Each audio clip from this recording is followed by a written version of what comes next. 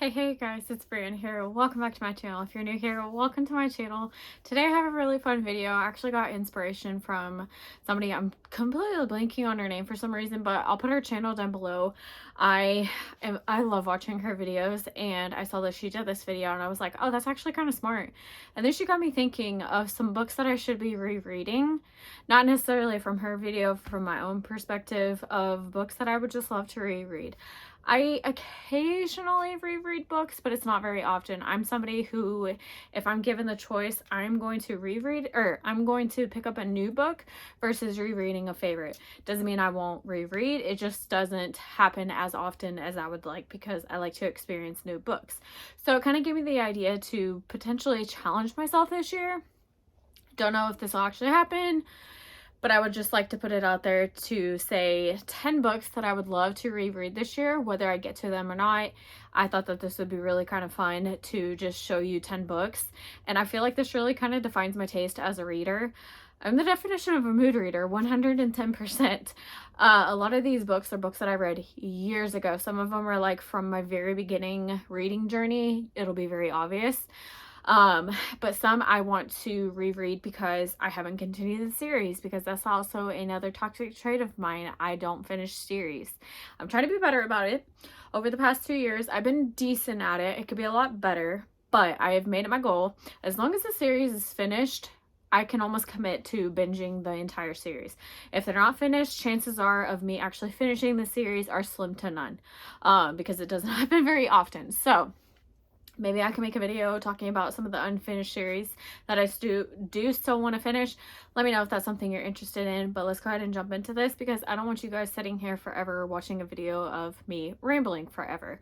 So I'm going to start off strong. I'm going to talk about a series that I have not finished. I literally read book 1 either last year or the year before. So it's fresh, but at this point I'm going to have to reread to remind myself exactly what happened. So first up, we have Something in the Way by Jessica Hawkins. This is technically a trilogy. There's a companion book that follows the entire couple through this journey, and it's kind of like their happily ever after book. So I definitely want to read all 4. Basically, this is a forbidden romance. It's an age gap. It basically follows these 2 sisters. It follows the younger sister, and I can't remember the situation. I think they're pretty well off. They move into this neighborhood that's very developing, all that kind of stuff. And one of the construction workers happens to be, oh, what's his name? You're gonna find out I am terrible with names. Manning, that's right. So Manning is automatically attracted to the older sister because she's obviously of age. He's obviously an adult, you know, all that kind of stuff. I can't remember how big the age gap is, but our heroine is still in high school at this point. So nothing really happens in this book, to be truthfully honest. There's a little bit, but nothing like really, you know, crazy. Anyway, it's basically their journey of how they kind of get past that forbidden aspect one, because he's dating his sister, or her sister, sorry. He's dating her sister, and obviously there's a pretty big age gap. She is underage at this point in the book, in the first book, and it just causes a lot of problems, and it ends on a cliffhanger, and I don't know why I haven't finished the trilogy yet, but here we are. So that's book 1. Next up, I have a book that I see everybody talk about. I read it, was it 2021? It was literally one of my first books of the year, and it is still a book that I cannot stop thinking about, and everybody uses it now as like an iconic day of the year book. You probably can tell what I'm thinking about, or the book I'm going to be talking about. But I'm going to be talking about Birthday Girl by Penelope Douglas. This book is so freaking good. I really want to reread it, because this is hands down one of my all-time top favorite reads. Basically, I don't even think I need to recap this book, honestly. I was going to, but then realized I'm pretty sure everybody knows this book, at least knows what it's about. If not, you're truly living under a rock, because this is probably one of the most talked about books in the book world. So I highly have to reread this. I love this book so much, and I really want to reread it. I did it as an audiobook, and it was so good. I love it. Another book that I really want to reread, because I read this one, it was even longer ago. I want to say maybe 2018, 2019.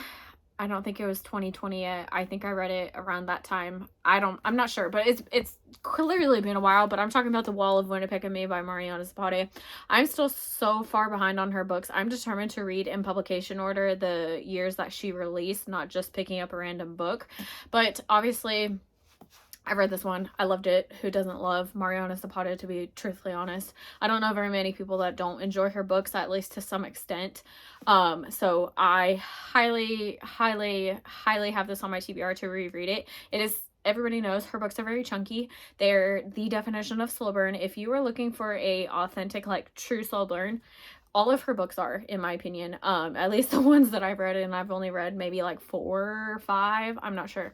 Anyway, I really want to reread this one because it's a football romance, and with the Super Bowl coming up, my boyfriend's very big into it, obviously. I just really want to reread this book because I really loved it. So, high up on my TBR. Next up, I have a series that I've got to finish also, and it was on my spooky TBR and everything, and I never finished it. And at this point, I think I've reread the first book twice now, or at least I've read it twice, and I'm still not done. The Devil's Night series. So I reread Corrupt for spooky season, and I was like, oh, I'm totally gonna finish the series this year. Here we are. Still not done. I started this series back in like 2016, 2017, and I'm still not done. I don't know why. Like, there's no reason for me not finishing. It's not because I'm not enjoying it. Like, maybe I just don't want to let go of this story because I just love it so much. I don't know, but I still have not finished this series. I've read Hideaway. I know that because it follows Kai, and he's like one of my favorites. But I've got to finish this series. Like, it's driving me crazy that I've gotten this long and I still have not finished it. So this is probably one of the ones that I have to finish by the end of 2023. Like, I have to. It's so embarrassing, y'all. The fact that I have to admit that is kind of embarrassing. Okay, so I have 2 more books that I want to talk about, and then the others are kind of like older books, if you will. Next up, I really want to read Archer's Voice by Mia Sheridan. I read this book a long time ago. Like 2016, 2017. This is like hands down one of the most beautiful books I've ever read in my entire life. I never really talk about this book anymore because I'm not somebody who gravitates towards like more emotional type books, if that makes sense. But this book is truly beautiful. Like, if you have never heard of this book, please go look it up. This book is absolutely beautiful, and everybody needs to read this book. Like, I would recommend this book to anybody. Like, this book is beautiful. It's amazing. Like, I cannot praise it enough. Next up, I really want to reread Disgrace by Brittany C. Cherry. I love her to pieces, and this is probably like one of my other favorites from her. I recently reread The Silent Waters, which is my all-time favorite book by her. And I just really want to reread more of her books. I need to get caught up on all of her books because I'm a little bit behind. But this was one of my favorites. I don't even remember what this one's about because it's been so long. I want to say it's like a second chance marriage type situation.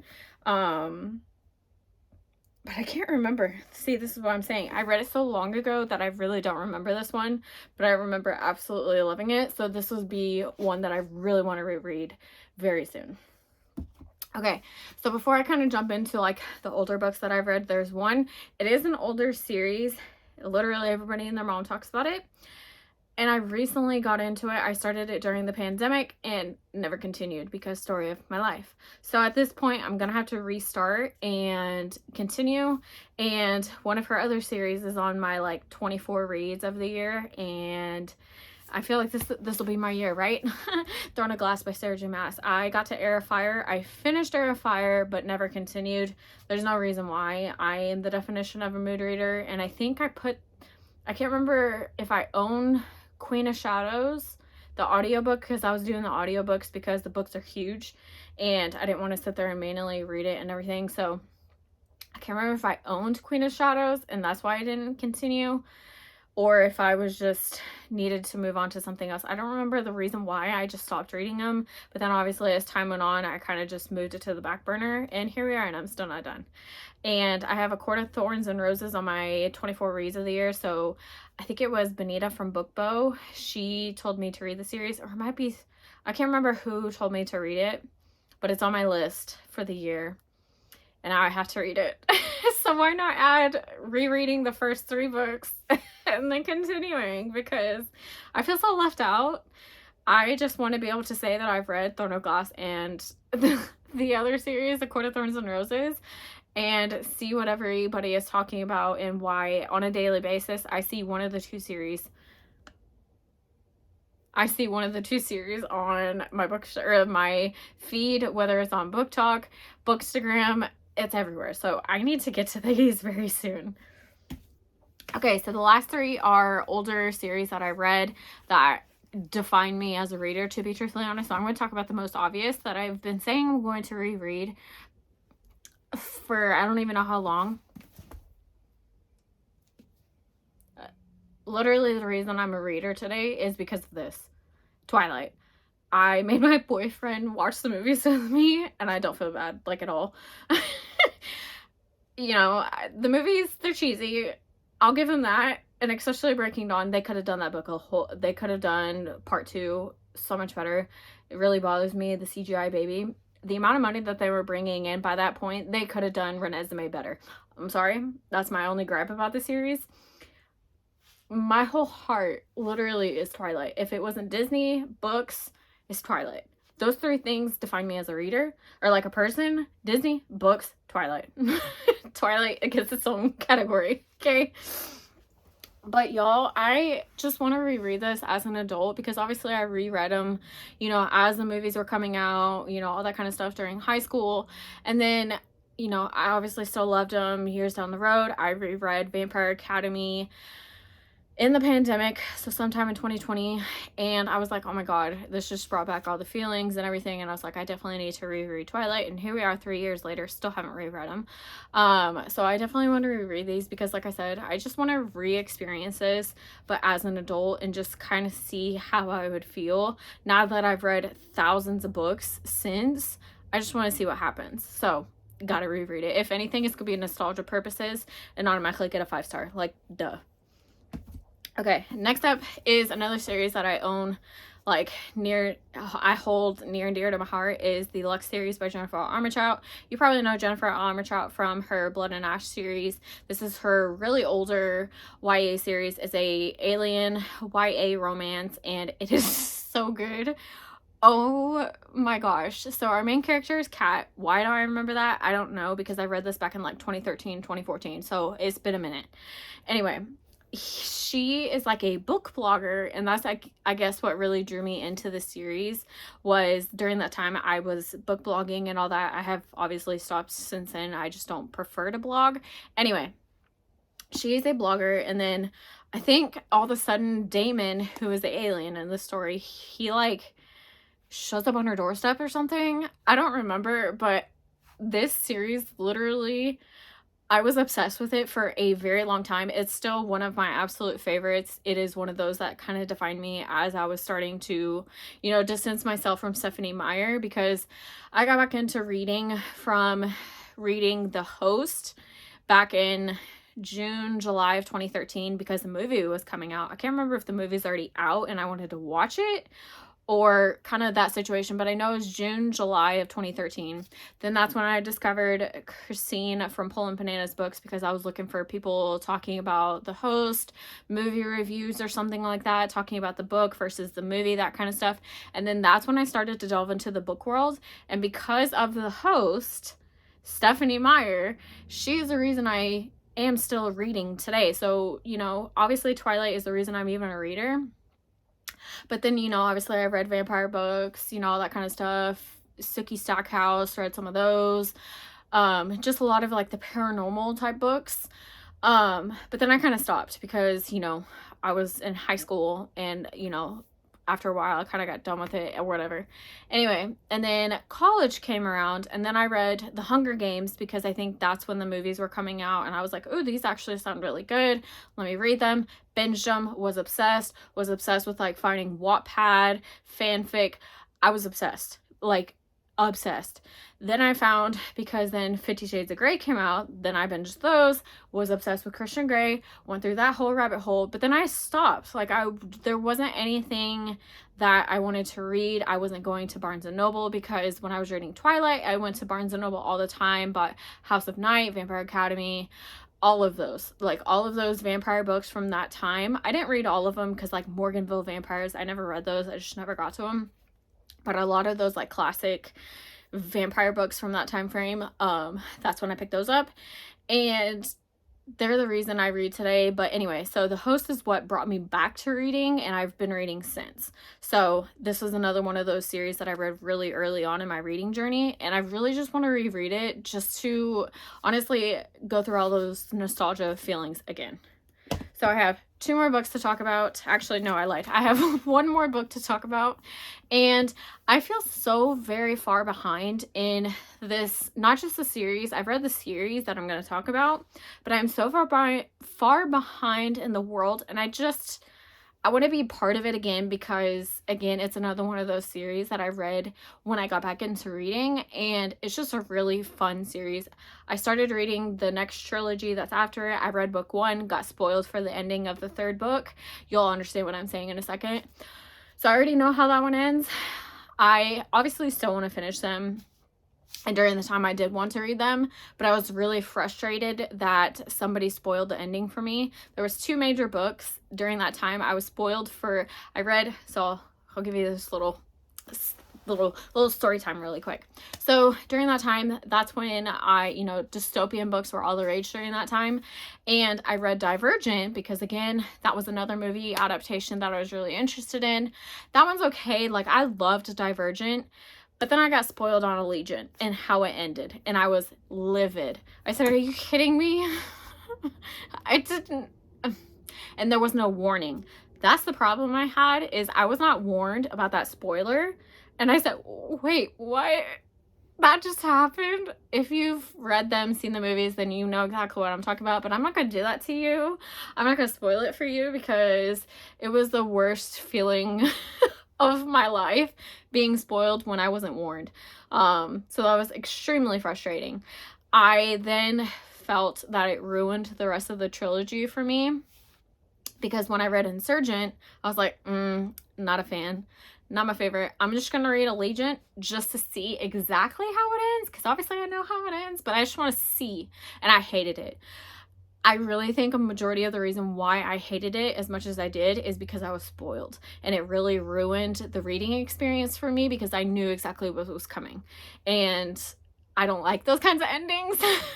I don't like it when they end like that, but of course, like the storyline, it makes sense, whatever. I just felt like that series could have gone better. This is not the time to talk about Divergent, but anyway, maybe another time, maybe we can delve down into dystopia someday. Anyway, then I got spoiled on this series that I'm gonna, well, it's like it's part of the world. Let me just talk about, okay. Mortal Instruments by Cassandra Clare. First book is City of Bones. Everybody and their mom and their grandma and the brother and sister know about this series. This isn't one of those that I read during vampire, my vampire phase. These were out, and I remember going to Barnes & Noble when I would go find new vampire books to read and whatever, and I would see this book and I'm like, oh, that looks kind of interesting, but I never picked it up. And then when I got back into reading, I think it was Christine, she was talking about the series, and I was like, hey, I remember that book. Like, I remember, when I was reading all my vampire books and whatever, I saw this book, and I was like, you know what, maybe I should go check it out and see, like, what I would think. And I'm, like, obsessed with it. I remember when, what's the last book? City of Heavenly Fire released, and I just remember I could not put that book down. Like, that book, that whole series held me in a chokehold. Like, loved it. So other series I'm gonna talk about, obviously I'm talking about the Infernal Devices, which is like the next series that follows it or whatever, but it's set before Mortal Instruments. I don't know if I need to explain all this, because I feel like everybody knows about this series because it's been around for so long. Anyway, I read, Clockwork Prince, I think that's book 1. Clockwork Angel. Yeah, I think it's Clockwork Angel, then Clockwork Prince, then Clockwork Princess. Anyway, I read book 1 and then got spoiled on the ending of Clockwork Princess. I think it was just one of those that I accidentally stumbled upon it because at that time everybody had already read it, and so it wasn't really common to put spoiler warnings, but I was that one that got spoiled. I know exactly how it ends, and I'm not looking forward to it. I know I'm gonna get my heart broken because I know exactly what's gonna happen. Regardless, there is now 2 series that follow after this. I remember I pre-ordered Lady Midnight, which is like the next series or whatever. I don't even know how to like fully explain this world. And I just never read it because at that time I was more into like my romance books and reading only exclusively romance. So I kind of died away from, you know, all of these like traditional YA books, and I moved away from it. Now that I've kind of like been reading romance for several years now, I've kind of been branching back out and trying different books, and I've realized that I can do this every now and then. Like, I still love it. So it's been very exciting for me to be able to find books that I've, you know, never thought that I would ever read again, because I usually read more romance than anything. I mean, that's a given because I love stories. But every now and then I do want to go back and reread some of my favorites, like The Mortal Instruments. So those are 10 series that, or I guess books, that I really want to reread this year. Don't know if I'm ever, like, if it's actually going to pan out. I have no idea, but I would just like to put it out in the universe so I can hold myself accountable to some extent. We'll see. I feel like the 3 that are like must reread is going to be Birthday Girl, Twilight, because I keep saying I need to, and Devil's Night, because I just need to finish that series. The other ones, if I get to them, that would be great. But if I had to pick 3, those would be the 3, because those I feel like are the ones that I talk about and think about the most, and it would just be a really good time. So anyway, I hope you guys enjoyed this video. All of my social media links are down below. You guys can catch me on Bookstagram. That's where I am the most active. But other than that, I will see you guys in my next video. Bye, guys.